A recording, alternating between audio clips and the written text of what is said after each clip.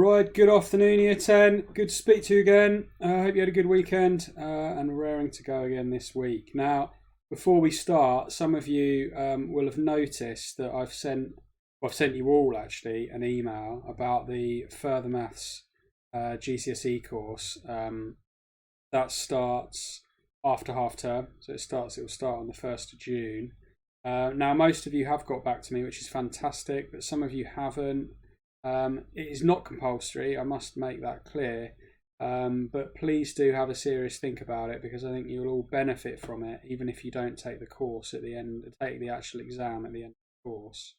It would be great to see as many of you doing it as possible. There is a book you need to buy. Your parents were copied in, but there is a book you need to buy ready for the first session. So that you need to bear that in mind. And it is a great course. It will all help you get the grade nines that you should be aiming for, and it will help you in a future level. So that's the first thing.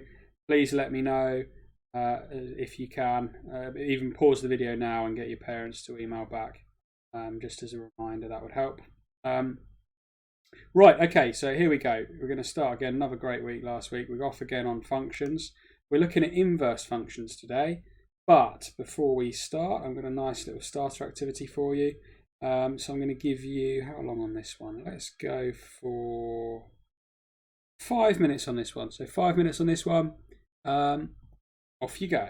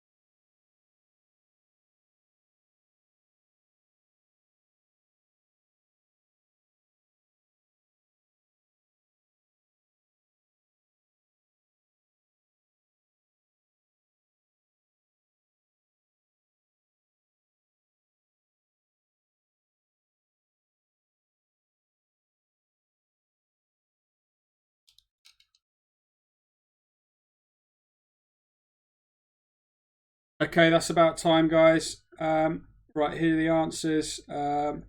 First one's just rearranging formula. That's going to be really useful in today's lesson. You'll see that in a minute. So d equals p minus 50 over 20. Next one, you're just plugging in a value there, 16. Three angles, they must add up to 180, so it's 35. There's a decimal, 0.01. And then find the perimeter. Well, we've got 3 arcs there, and then 2 radiuses, so you need to add them on. You get a final answer of 91.4. So again, just pause the video and correct any you need to make corrections there.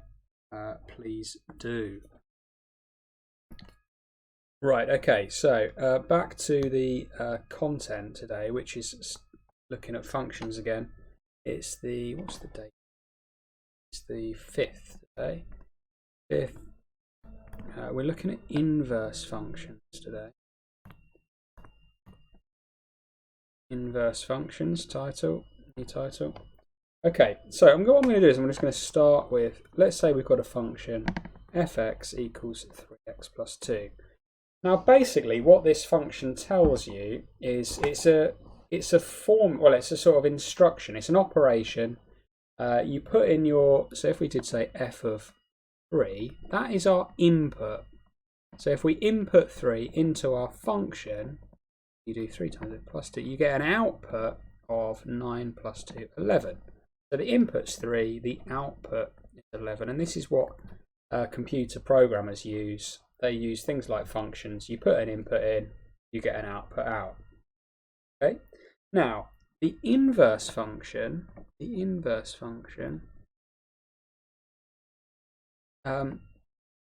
is it gives you the opposite. So if I put 11 in, it would give me 3 out. So it's the opposite. So it gives you the input when put output in. Okay, that's a little bit confusing. When we actually do some examples, you'll see it's not too bad. So, for example, let's use the same. So, e.g., fx equals 3x plus 2. Find the inverse function. Find the inverse function, which is known as, this is important to note, known as f minus 1x. So f minus 1x just means the inverse function. Sounds complicated, but it's just the inverse function. So now for this one, there's 2 ways of doing it. So if I had my, let's just think about this again. So I've got my input x. What do I do to x first? Well, I times by 3 to begin with. Then I get 3x. Then I added 2, and I got 3x plus 2. That was my output, 3x plus 2. Now I could do it the other way. So if I have my input over this, let's call my input here, because I'm working backwards this time. I'm going to minus 2, I get x minus 2, and then I'm going to divide by 3. I get x minus 2 over 3. So my inverse function, f minus 1x, will equal x minus 2 over 3. Okay. Now that is not a recommended way of doing it. That works well for easy functions like this, but not my recommended way. So the better way, and this is the way that I want you to use, the better way of doing this, you say, step 1, you let y equal 3x plus 2. Now fx equals 3x plus 2. Remember I said y was similar to fx, so I let y equals fx plus 2 to begin with.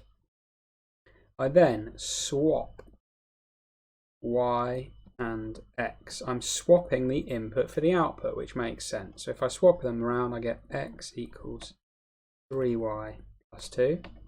And then finally, I rearrange to get y equals something. So I make y the subject.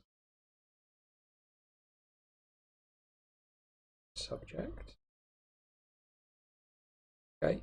Now if I make y the subject here, I'm going to minus 2 to begin with, x minus 2. Y, and then I get y divided by 3, x minus 2 over 3. And then I need to remember my final answer would be f minus 1x. So the inverse function is going to be x minus 2 over 3, which is what I got originally. But you'll see why that's a more useful example when we look at some harder questions. Okay.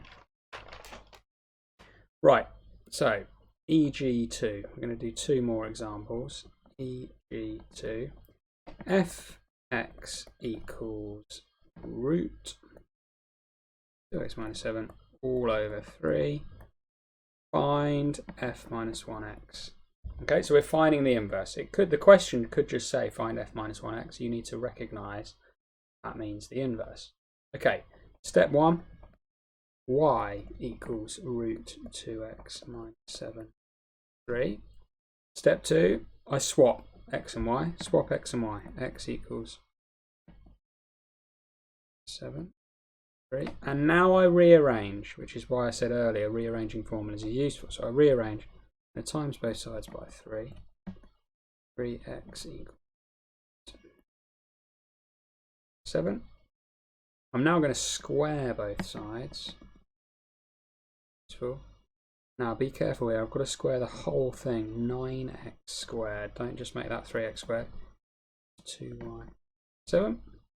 Then I'm going to add 7. I get 9x squared, add 7 to 2y. And then finally, I'm going to divide by 2. So I'm going to get y equals 9x squared plus 7 all over 2. And that's my final answer. It's not quite my final answer. So my final answer, I need to remember to put f minus 1.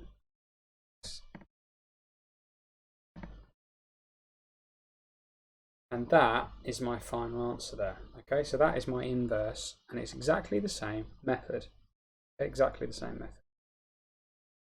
Right, for my final example, to be honest, that method would also work the same way as doing like a function machine, like we looked at earlier, but this method wouldn't. So EG3, fx equals, and you might want to pause the video on this one and have a go. So pause the video and have a go at finding the inverse of this one. And then see if you're right. You might want to do it on a scrap piece of paper and then copy it up in neat. But please do practice. Right, here we go. So step 1. Just follow the steps methodically. Won't make a mistake. Step 2. Swap all of the x's with all of the y's. That's important. So this time, look, I've swapped both there. Swap both the x's for the y. Rearrange. Slightly harder step here, rearranging, but I'm going to get x, multiply both sides, bottom fraction. Okay, then going to multiply out.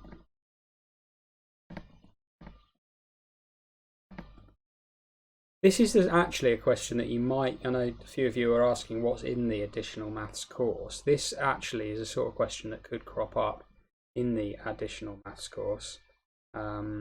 So this is yeah, preparing you for that in a way, but it could also come up at GCSE.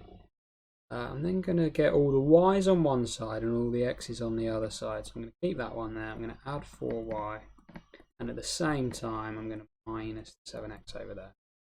Now this is the key step. I need to factorize. So I get y plus 4.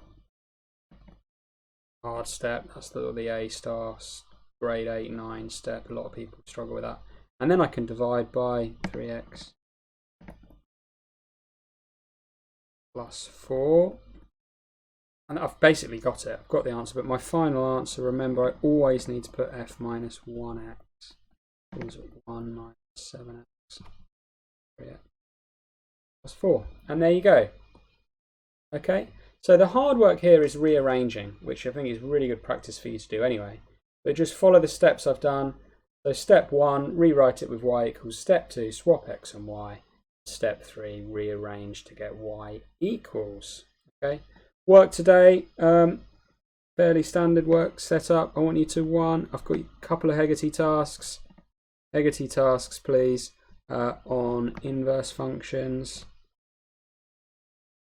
And 2, can you upload to the correct OneNote page, okay? All getting very good at that. So please do, just at the end of the session, upload to correct OneNote page. The homework is to just finish that.